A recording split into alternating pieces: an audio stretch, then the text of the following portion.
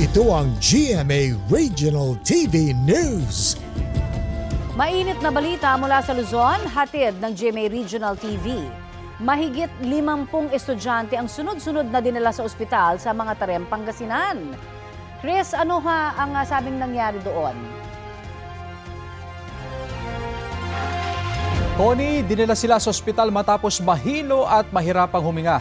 May ilan pang nawala ng malay. Sa inilabas sa pahayag ng lokal na pamahalaan, lumalabas sa findings sa mga doktor na posibleng dahil yan sa heat exhaustion, hyperventilation pati na anxiety.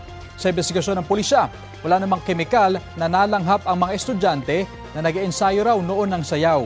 Tiniyak naman ng Department of Education Region 1 na maganda ang ventilasyon sa mga classroom ng paaralan. Maayos na ang kalagayan ng mga estudyante. Arestado naman ang isang lalaking nanghalay umano sa 9 na taong gulang na bata na anak ng kanyang kinakasama sa Baras, Rizal. Ayon sa pulisya, November 2022 nang simula ng sospek ang pang-aabuso sa biktima. Paulit-ulit pa raw itong nangyari batay sa salaysay ng bata.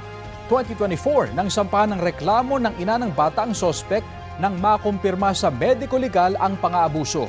Itinanggi naman ng lalaki ang paratang laban sa kanya. Anya, gawa-gawa lamang ito ng bata. Inutusan umano ang biktima ng kanyang lolo at lola na hindi pabor sa relasyon nila ng kanyang kinakasama. Pero taliwas daw ito sa reklamong physical abuse na isinampa sa kanya ng mga magulang ng ka-live-in. Nakulong na ang lalaki sa Baras Municipal Police Station na maharap sa mga reklamong rape at act of lasciviousness. Nananatili sa poder ng kanyang ina ang biktima na sumasailalim na rin sa psychological test. Ayon sa MSWD, maayos na ang lagay ng biktima na patuloy nilang minomonitor. Ito ang GMA Regional TV News. May init na balita sa Visayas at Mindanao mula sa GMA Regional TV.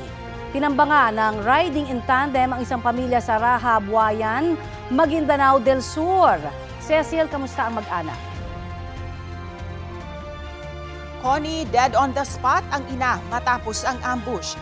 Nakaligtas naman ang kanyang mister at anak nilang 3 taong gulang matapos pumalya ang baril ng gunman. Base sa investigasyon, bumabiyahe ang pamilya sakay ng tricycle nang dikitan sila ng riding in tandem sa barangay Sapakan.